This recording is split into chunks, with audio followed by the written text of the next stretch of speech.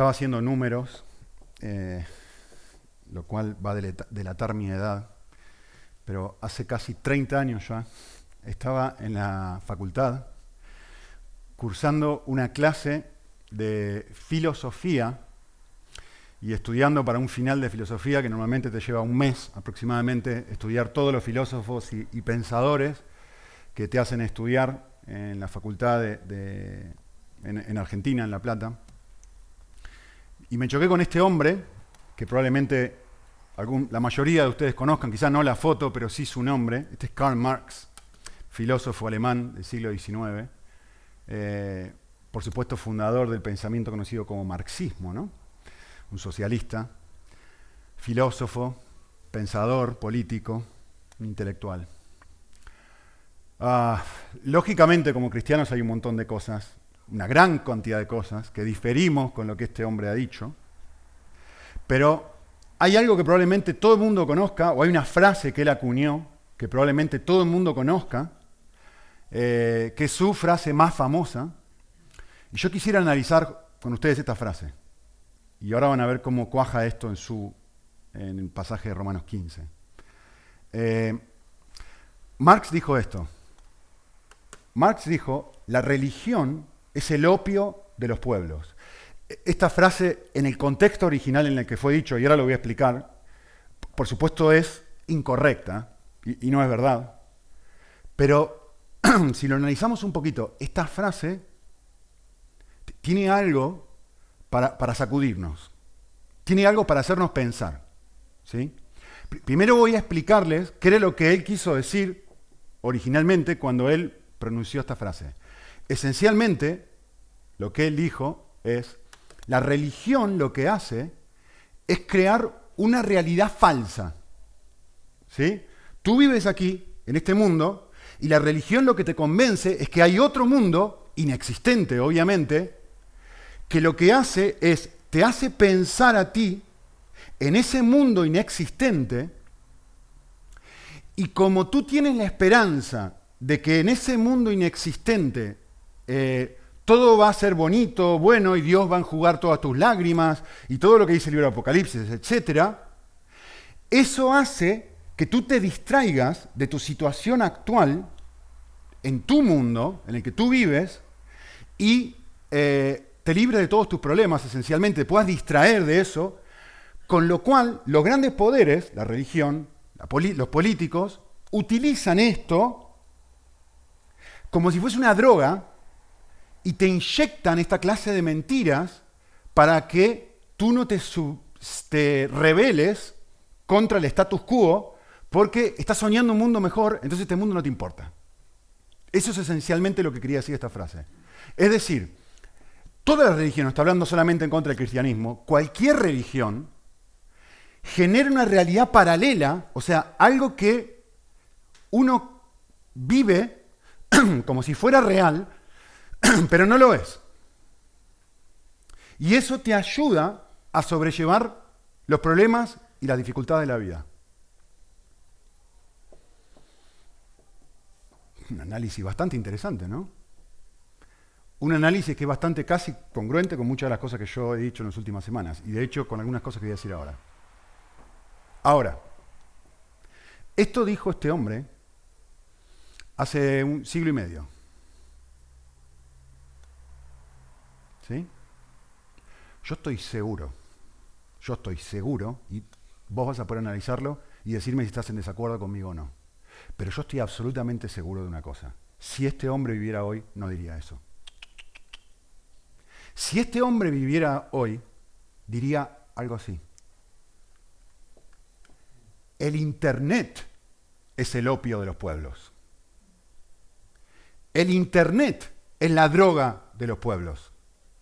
Miren, analicen conmigo. Miren las frases que yo puse ahí arriba. Miren lo que hace Internet. Netflix, las redes sociales, los jueguitos, todo. Miren lo que hacen. Crea una realidad falsa, es decir, algo que no existe, son puros píxeles. O sea, no es real. No sé si te diste cuenta que no es real. Cuando tú ves una película, no es real. Sin embargo, ver esa película lo que hace es genera algo dentro tuyo. Genera una experiencia de gozo dentro tuyo.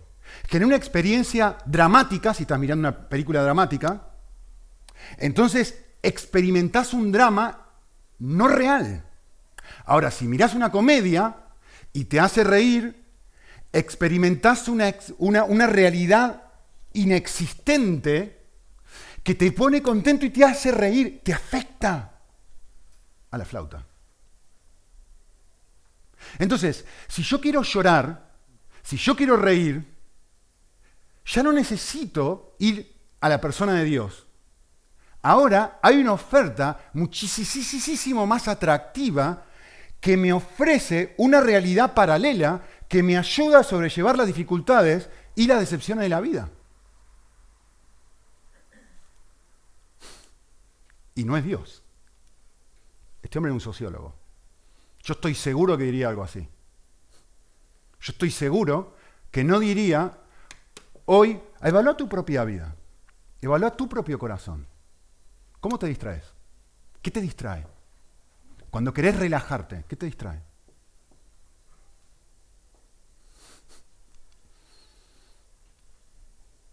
Cuando querés reír, ¿dónde vas? Cuando querés encontrar gozo, alegría, satisfacción, plenitud, ¿dónde vas?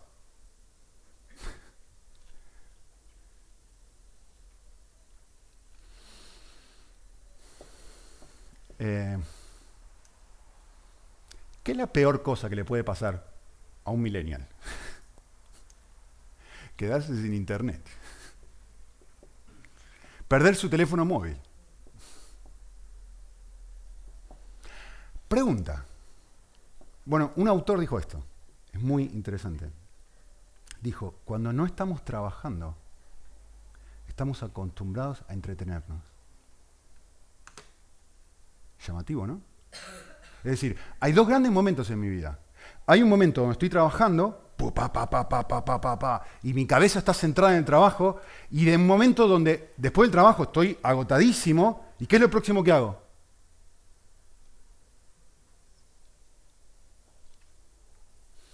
No sé, por ahí tiene razón, por ahí no. Cada uno se puede analizar y puede analizar si la sociedad es o no es así. De hecho, uno puede analizar si los cristianos somos o no somos así.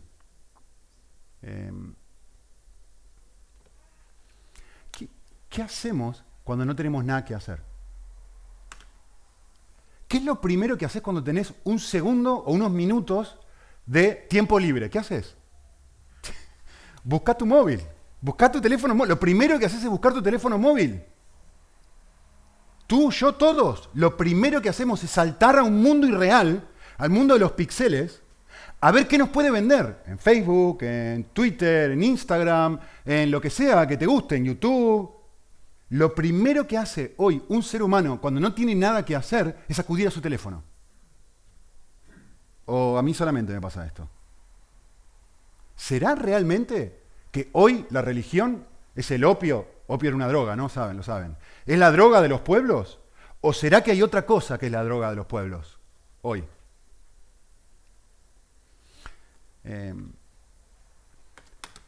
Trabajamos y no, el segundo que tenemos libre, acudimos a algo que nos pueda dar vida. Ahora, C.S. Lewis llamaría esto al reino del ruido. Es decir, a cualquier cosa, cuando no tengo nada que hacer, cuando tengo un minuto libre, que pueda darme algo, cualquier cosa, cualquier estímulo. ¿Sí? Vale.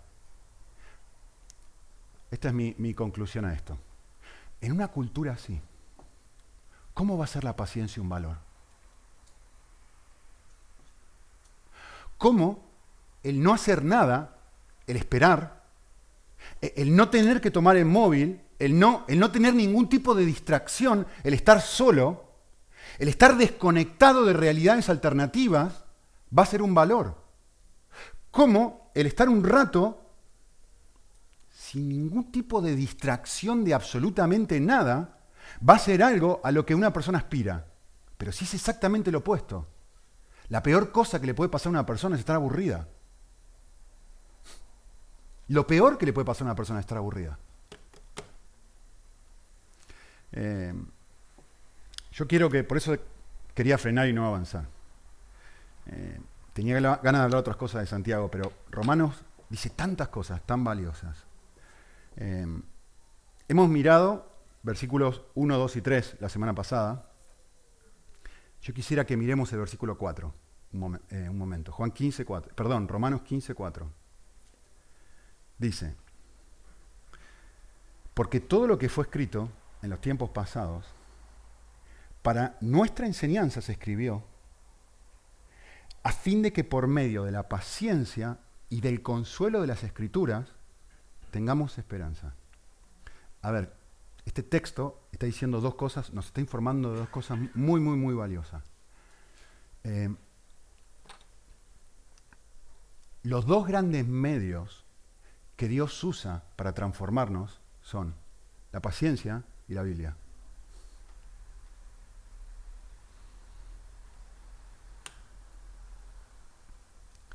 A ver,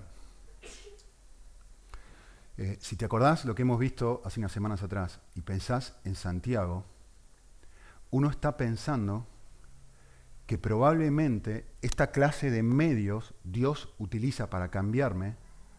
Vale, ¿cuándo necesito paciencia? ¿Cuándo no? ¿Te acuerdas lo que dijimos sobre la paciencia, no? Que era sufrir, aprender a sufrir, a tener una habilidad de una macroespera en los momentos de dolor. ¿Sí? Dijimos eso. Y si uno lo piensa de una forma sin tener en cuenta el contexto, uno pensaría que estos son los medios que Dios utiliza en situaciones extremas. ¿Sí? Cuando analizamos Santiago, yo les dije esto: tened por sumo gozo, hermanos míos, el que os halléis en diversas pruebas, sabiendo que la prueba de vuestra fe produce paciencia. ¿Se acuerdan? Entonces uno piensa y dice, un momento, esta clase de funcionamiento de Dios, donde yo necesito acudir a Él, a las Escrituras, donde yo necesito ejercer fe y paciencia, evidentemente se trata de situaciones de dolor muy grandes. ¿Sí? Sin embargo, si pensamos y miramos este pasaje en el contexto, esos mismos medios son los que Dios utiliza en situaciones cotidianas. ¿Se acuerdan lo que habíamos dicho de Romanos 14? Que nos da el contexto de esto. ¿Qué era lo que pasaba en Romanos 14? Juan pensaba A, Pepe pensaba B y estaban discutiendo. ¿Se puede comer carne o tengo que ser vegetariano? ¿Se acuerdan lo que? En una diferencia de opinión, algo tan cotidiano como lo que tenemos todos los días nosotros, en el trabajo, en casa, con nuestra familia, con tus hermanos, con tu padre, con tu esposa, con tus hijos, en ese contexto, Pablo me está diciendo, Dios utiliza dos grandes medios. ¿Cuáles son los grandes medios? La paciencia y la Biblia para cambiarme. Ahora, qué bueno, Nico. Qué interesante, está ahí en el texto. Yo quiero que observen una palabra ahí, en el pasaje. Dice así. Final del versículo 4. A fin de que, por medio de la paciencia y del consuelo de las Escrituras. ¿Qué dice esa palabra y? Es un conector. ¿Qué hace el conector y en este pasaje? Lo que la palabra indica. Conecta dos ideas. Esta con esta y las iguala. Juan y Pepe se comieron la tarta. ¿Quiénes se comieron la tarta? Este y este. ¿Este? No. Este y este, los dos, los iguala. ¿Sí? ¿No te parece extraño?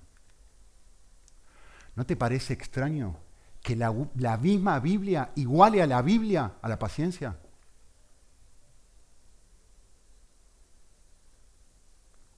A ver si me entendés lo que te estoy queriendo decir. Dios está diciendo que, ¿qué cosas utiliza Él para cambiarme? Esto. Pero el texto está diciendo, hay algo que está en igual nivel de herramienta que yo utilizo para transformar tu vida. Todo el mundo diría, ¿qué usa? La Biblia. Sí, amén, sí, perfecto. Dios utiliza la Biblia. Pero el texto me está diciendo, no yo, el texto, lo estoy igualando y está diciendo, ¿sabés cómo Dios utiliza la Biblia? También utiliza todas y cada una de las experiencias cotidianas y extremas de tu vida para hacer eso. Es más, voy a ser un poquito más herético incluso, lo que estoy diciendo. En el pasaje, ¿qué va primero? ¿Qué pone primero en el texto?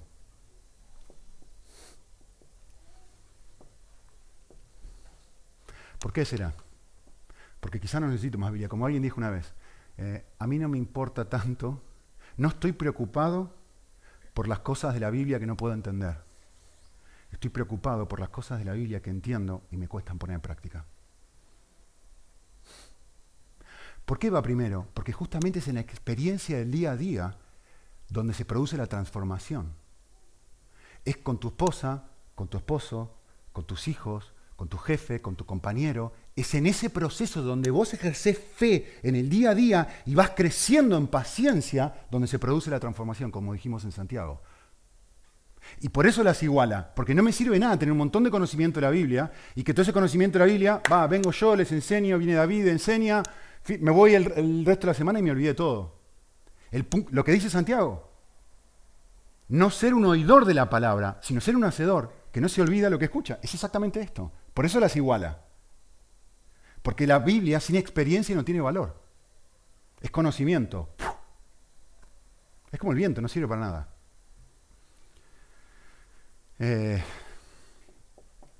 Es extremadamente llamativo. Miren qué contracultural que es. Que justamente todo lo que el mundo desprecia, perder tiempo, es justo lo que Dios aprecia y usa como ninguna otra cosa en tu vida excepto la Biblia, que están a la par. Muy interesante. ¿Por qué, Señor, estoy esperando tanto tiempo? ¿Por qué? ¿Por qué tanto tiempo para? ¿Por qué tanto tiempo para? ¿Por qué no cambiaste esta situación? Piensa en Habacuc. Señor, ¿hasta cuándo?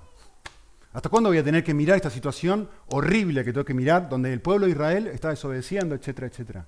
¿Hasta cuándo, Señor? ¿Por qué? Bueno, aquí tienes la respuesta.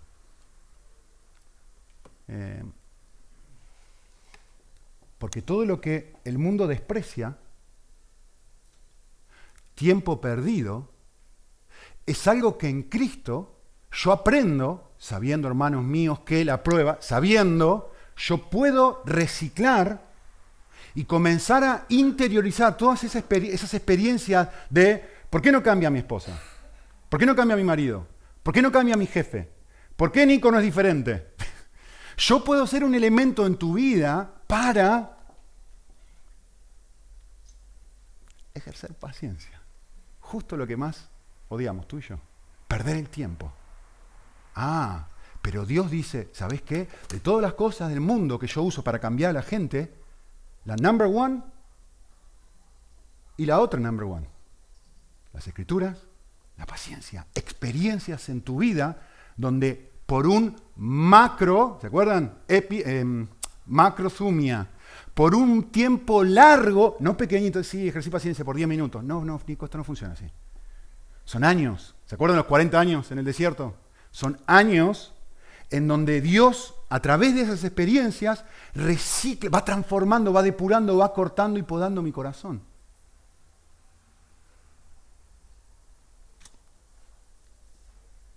Así que necesitamos aprender a reciclar nuestros múltiples y multiformes momentos de espera. Y elegí estas dos palabras a propósito. ¿Sí? Que hay un montón y vienen de distintas formas. A veces tienen la forma de mis hijos, a veces tienen la forma de mi esposa, a veces tienen la forma de algo que quiero hacer que no se puede hacer, a veces tienen la forma de mi jefe, a veces tienen la forma de alguno de ustedes, o a veces tienen la forma de Nico. Multiformas, multimanera, múltiples oportunidades. Y en tu día a día tenés cantidad de momentos de espera. Entonces vos podés tomar esos momentos de espera como una oportunidad para correr, salir corriendo a tu móvil, o salir corriendo a una realidad alternativa que te libere a ti de lo asqueroso que te toca vivir en este momento, Marx. O quizá, tal vez, empezás a darte cuenta que, entre comillas, Marx tenía razón y realmente hay una observación que lo llevó a una conclusión errónea, pero hay una observación que él hizo sobre esa frase, es los cristianos tienen algo distinto. O mejor dicho, los cristianos pueden llegar a tener algo distinto. Y por eso atraviesan sus situaciones difíciles y sus pruebas y su vida cotidiana de otra forma y maduran no con algo que no existe como Internet, sino con algo real, Cristo.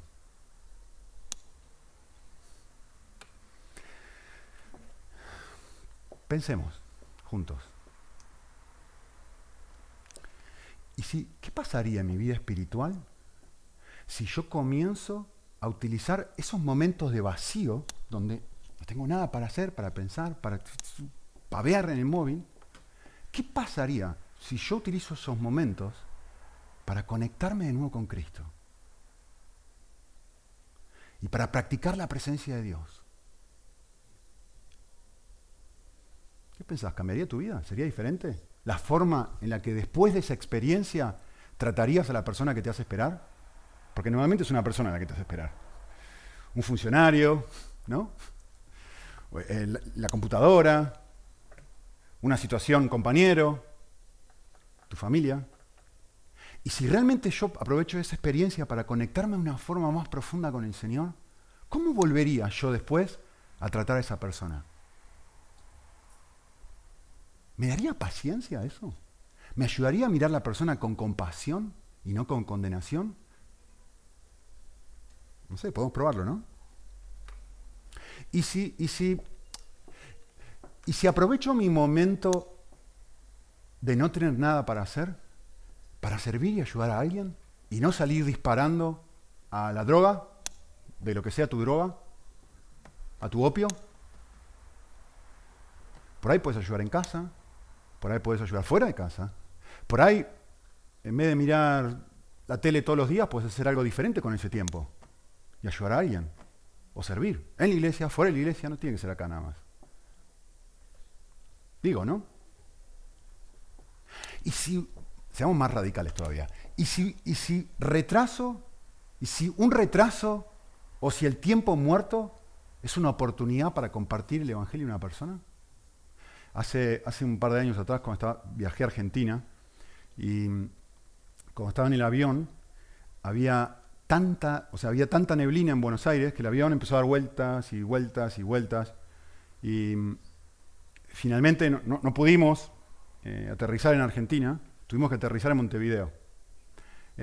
Yo no sé si saben esto, pero los pilotos y azafatas y tal tienen un periodo de tiempo limitado que no puede exceder, no me acuerdo cuánto es, serán 16 horas, suponte, de vuelo. En el 16001 no tienen que soltar todo y dejarlo, porque legalmente no pueden hacer más nada.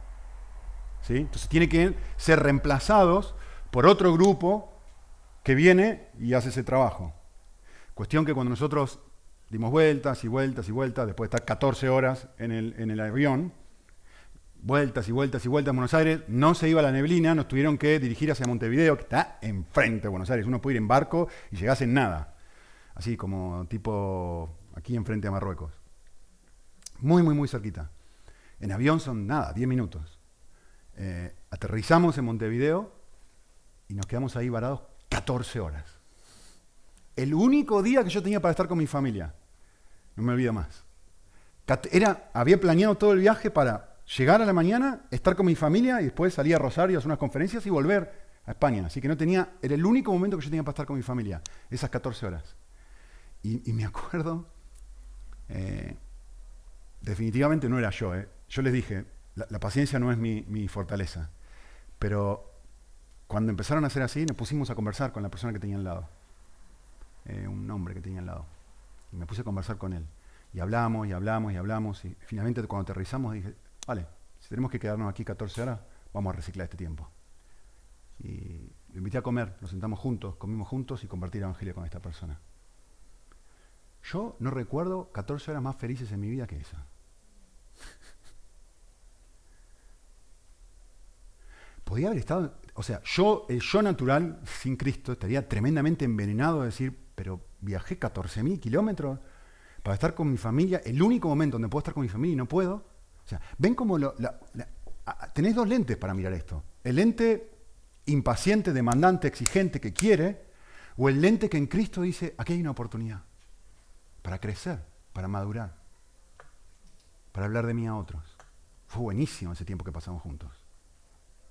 Vale, el texto sigue hablando, versículo 4, y nos va a enseñar algo. Dice, todo lo que fue escrito en los tiempos pasados, para nuestra enseñanza fue escrito. ¿A fin de qué? Y dice estas dos cosas que hemos hablado. Por medio de la paciencia y del consuelo de las Escrituras, resultado, ¿qué es lo que uno obtiene por medio de la paciencia? El texto lo dice en una sola palabra, esperanza.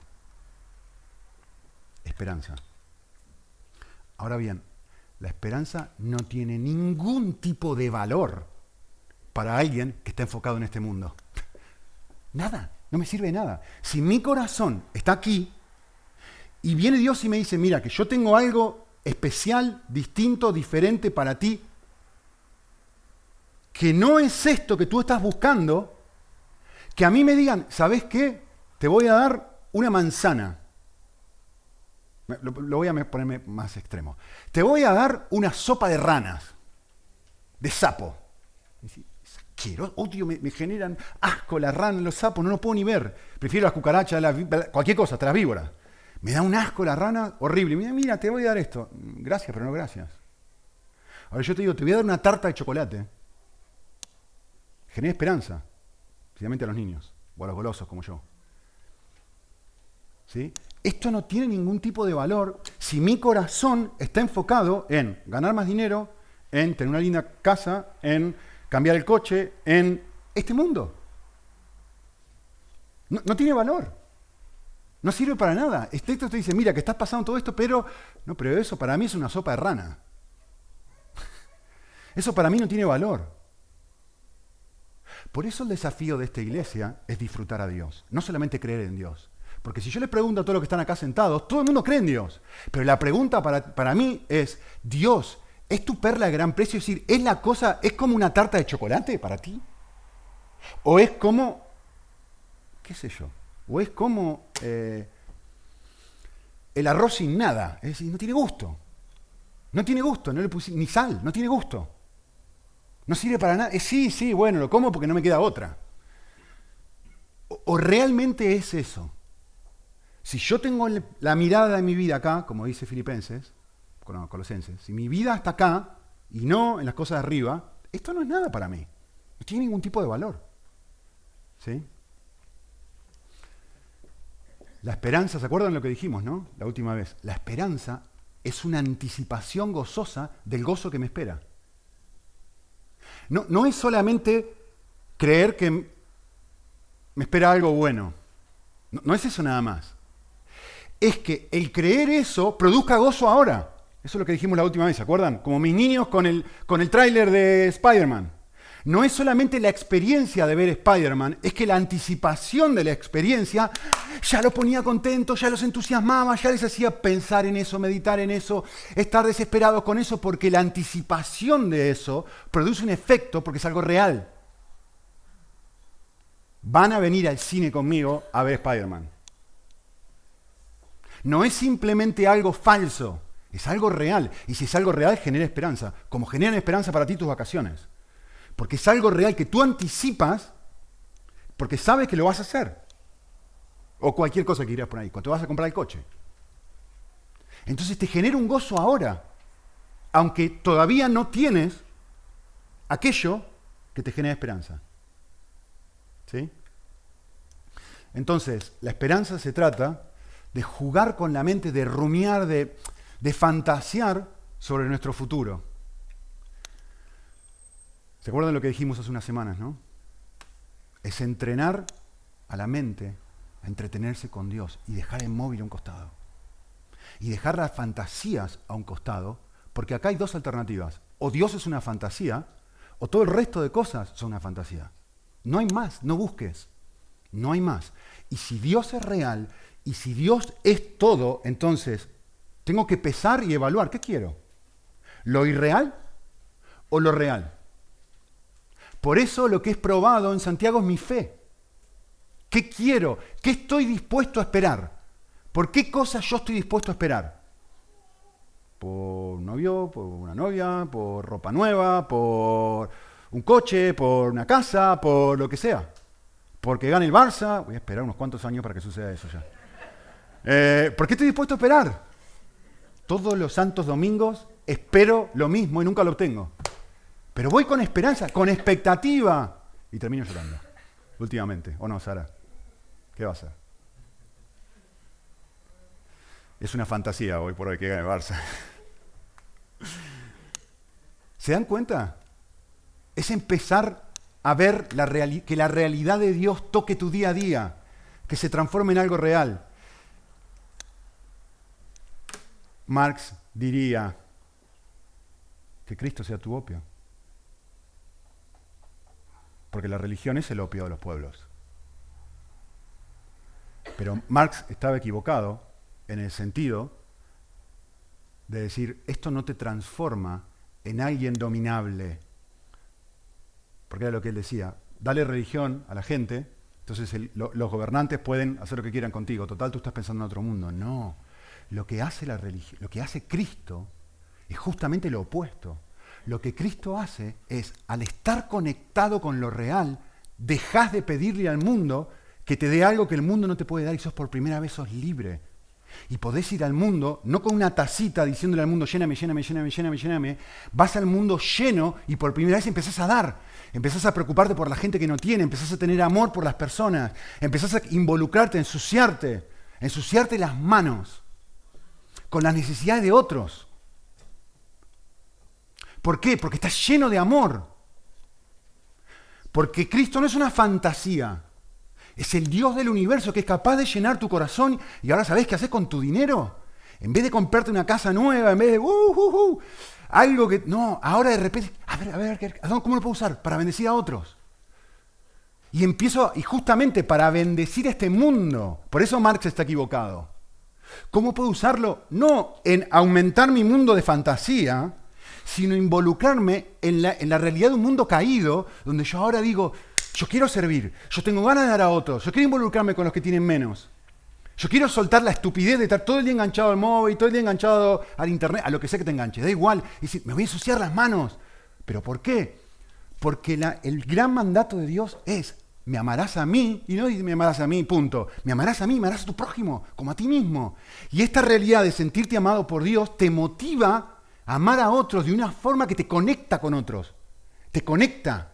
Lejos de desconectarte, como Marx decía, lo que hace es exactamente al revés. Nunca antes has estado tan sensible al mundo de dolor que te rodea y decís, me quiero involucrar, ¿qué puedo hacer? Es justo lo opuesto a lo que Marx decía. Él tenía razón, la religión es un opio. Cristo no. Porque Cristo no es religión, es realidad. ¿O no? No sé, yo hablo por mí. ¿Y para ti? Bueno, no me digas lo que crees, decime lo que se refleja en tu vida. Pensá cómo usas tu tiempo, tu dinero, tus cosas. Pensá. Si estás viviendo para una realidad que no existe, o si estás viviendo para lo real. Porque ese es el objetivo. Y Pablo fue muy claro, ¿no? Para mí, mi adicción es Jesús. Es más, él dijo, funciona de esta forma. Tenés que poner la mira en las cosas de arriba y no en las de la tierra. ¿Sí? Ven que había mucho acá y todavía queda mucho. Dijimos la semana anterior, la paciencia es estar dispuesto a sufrir sin reaccionar por un largo periodo de tiempo.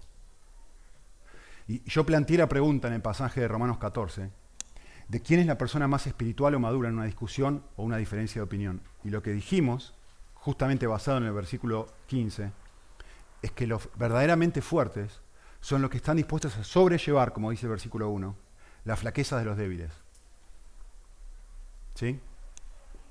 Entonces es aquella persona que teniendo razón puede cargar sobre sí mismo todas las consecuencias negativas de la inmadurez de esta persona. No porque está desconectado del mundo viviendo una realidad paralela, porque está por primera vez conectado al mundo. Por primera vez conectado a Cristo.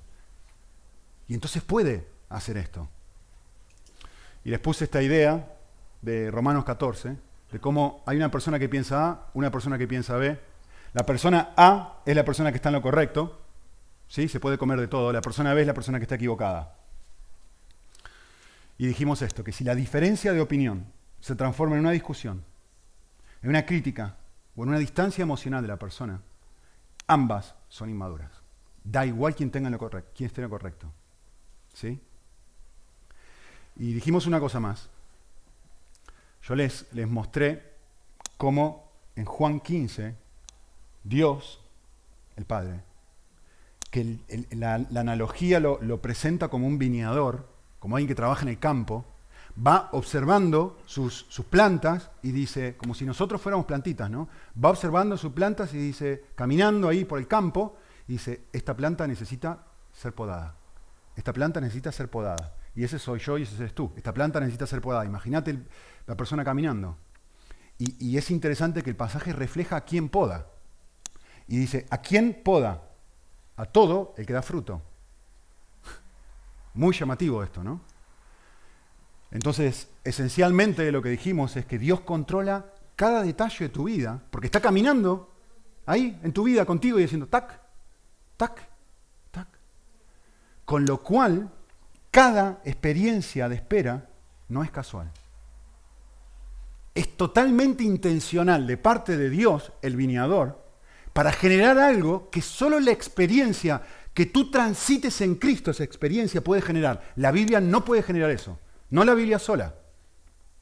La Biblia te ayuda a entender, a saber cómo Dios funciona, te conecta con Dios, pero es la experiencia de la Biblia la que genera esta realidad donde lo que yo sé de Dios y he aprendido de Dios ahora se encarna en mi vida.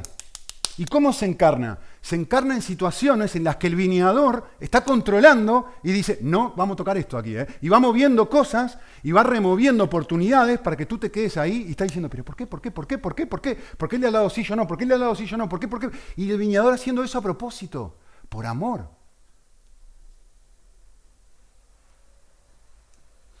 Así que planteé la pregunta, ¿qué área de mi carácter podía Dios estar transformando al hacerme esperar? Escuchen esto, este fue Paul Tripp, dijo esto, está muy bueno. Dijo, desde la perspectiva del Evangelio, la espera nunca es solo para obtener lo que he estado esperando, sino que, más importante aún, es sobre los buenos cambios en ti que Dios produce a través de esa espera. Muy llamativo. Totalmente en congruencia con lo que estamos hablando. Tengo un par de cosas más para mostrarles antes de terminar. Miren el versículo 5.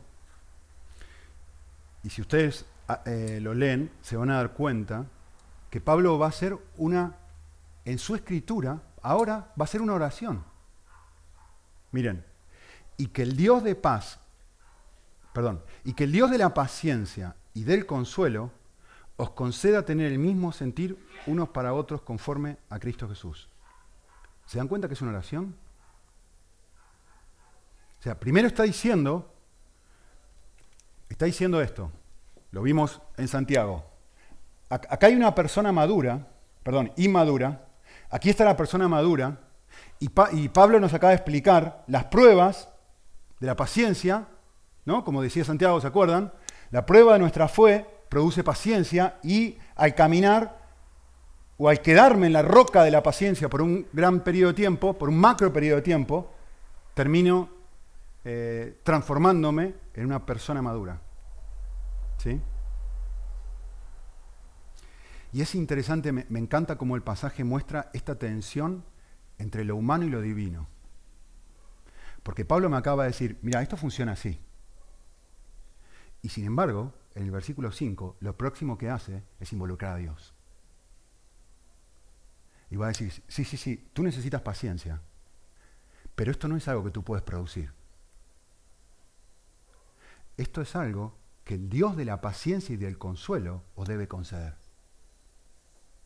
Y hay una dinámica donde no es lo humano lo que produce el cambio. Voy a aguantar, morderme la lengua, morderme la boca y ser un estoico y bancarme en las situaciones de dolor, sino es el entender que hay una actitud de dependencia de parte de la persona de Dios en oración, donde yo me conecto con Él y oro para que Él me permita pasar esas experiencias de la manera que Él quiere que las pase. Cerquita. Así que, tengo una pregunta más y una última cosa para decirles.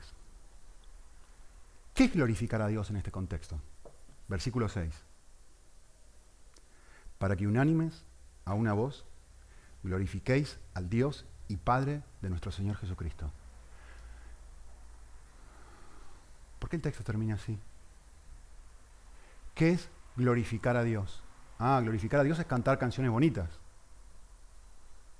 ¿En serio? ¿Es lo que dice este pasaje? Voy a leerlo todo para que no lo diga yo, sino que lo diga el texto. Y el Dios de la paciencia y del consuelo os conceda, miren esto, que Dios haga algo en ustedes. Que dos personas que estaban en desacuerdo, lean, que tengan el mismo sentir los unos para con los otros. Recuerden el contexto. Conforme a Cristo Jesús, como lo haría Jesús. ¿Para qué? Todos en una sola voz. Es decir, antes pensaba A, ahora pienso B. No. Pero ahora, producto de esta paciencia, llegamos al punto donde nuestra relación es una sola voz. Mira. ¿Para qué, unánimes en una sola voz, glorificáis al Padre que está en los cielos? ¿Qué es glorificar a Dios en este contexto? Es un grupo enorme de personas que están ejerciendo paciencia. Es todos nosotros en casa, con nuestra esposa, con nuestro esposo, llegando al punto donde él piensa A, ella piensa B. Los dos comprenden que deben crecer en paciencia. Los dos comprenden que es una situación a propósito que Dios está poniendo para probarlos y ayudarlos a madurar y que esto es un valor enorme para su propia vida espiritual y para Dios, que llegan a esto. Y cuando dos parejas de la iglesia llegan a esto, y cuando otras dos parejas de la iglesia llegan a esto, y cuando otras dos parejas de la iglesia llegan a esto, y cuando otras dos parejas de la iglesia llegan a esto, y cuando dos hermanos dentro de la iglesia llegan a esto, y cuando dos amigos de la iglesia que no se llevan bien, o que uno piensa A y el otro piensa B, llega a esto, es lo que está diciendo el texto, para que en un mismo sentir unos para con otros, lleguen al punto de que ahora los dos entendemos, las dos personas que tenían una diferencia, aquí, no está diciendo fuera de la iglesia, está diciendo aquí, cuando todos llegamos a esta clase de madurez, lo que sucede es Dios dice, esto es increíble, eso me da gloria. Eso me da gloria. Eso me da gloria. No que cantes una canción, eso me da gloria.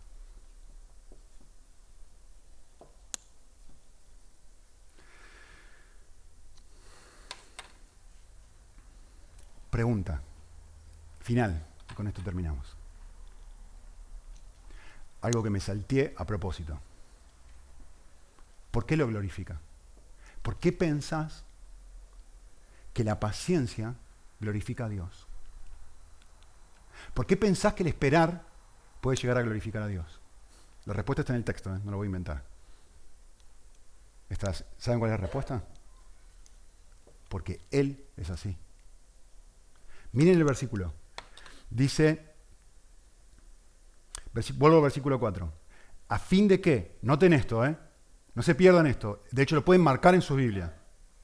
Por medio de la paciencia y el consuelo de las Escrituras tengamos esperanza. Las dos cosas, paciencia y consuelo.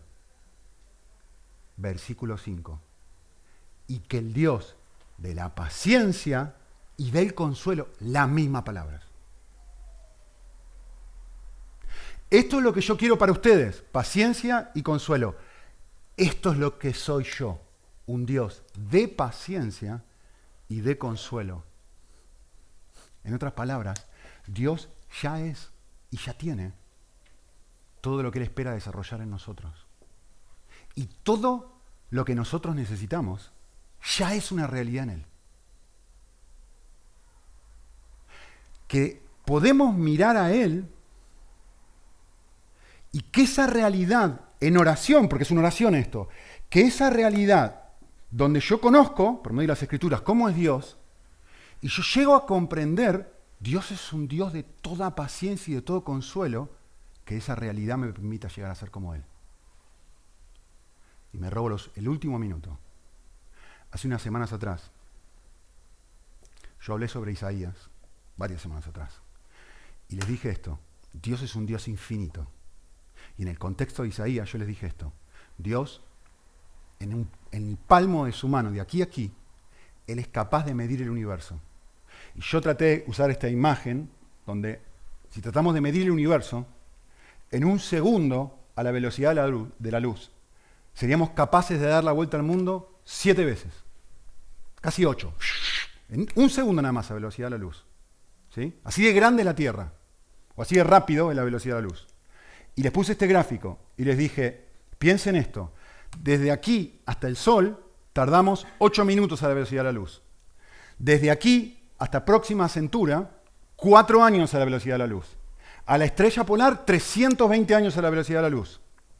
Al centro de nuestra galaxia, 26.000 años a la velocidad de la luz tardamos. ¿A dónde más? A la galaxia más cercana, 2.5 millones de años luz en llegar a esa galaxia. Y ni hablar, una de las galaxias más antiguas que se ha encontrado. 13.400 millones de años luz tardaríamos en llegar desde ahí, desde la Tierra hasta ahí. Y viene este Dios infinito y me dice, mira, que yo puedo medir eso con esto. Así de grande soy yo. Y yo les dije esto, cuando hablamos sobre la grandeza de Dios, no estamos hablando sobre su tamaño. Yo les dije esto, cuando nosotros estamos hablando de la grandeza de Dios, estamos hablando de su carácter. Y les dije, no solamente un aspecto de su carácter es infinito, todo su carácter es infinito. La paciencia también. Ahora yo quiero que hagas esta conexión, que te va a romper el corazón si la entendés conmigo. Si esto es así, yo quiero que pienses esto.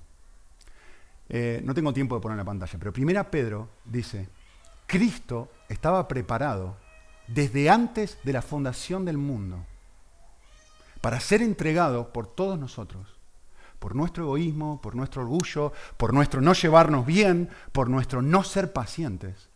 Y el texto dice, desde que antes de que existiera este magno universo, que ni siquiera podemos llegar a medir, Dios ya estaba sabiendo que iba a tener que hacer algo por ti y por mí. Entregar a Jesús, entregar a su propio Hijo. Yo sé que me estoy poniendo muy filosófico, pero ahora escuchen esto. El universo así, de aquí a aquí. Y Dios total y completamente fuera de tiempo y espacio, antes de la creación. Hay un Dios que es 3 en 1, interrelacionándose dentro de sí mismo. Y en ese momento, no puedo decirlo de otra forma, en ese momento histórico, antes de que el universo fuera, Dios está haciendo algo. ¿Saben qué está haciendo Dios? Ejerciendo paciencia.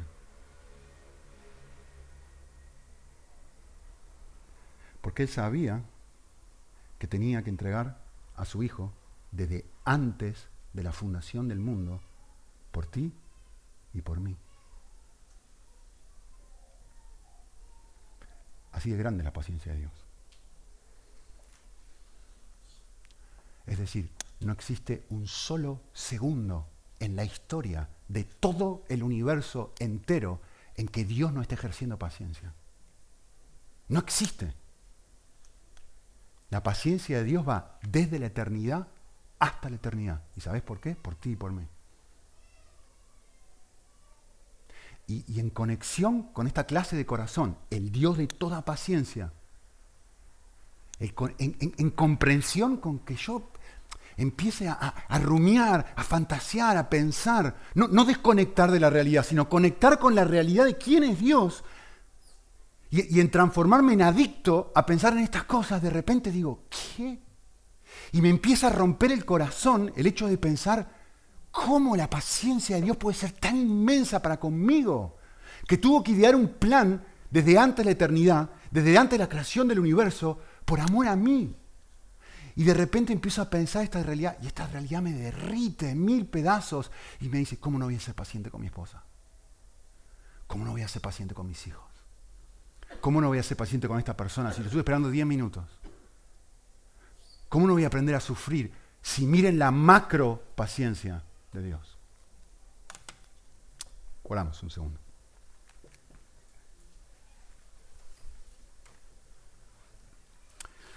Es que no tenemos idea, Señor, no nos entra en el cerebro,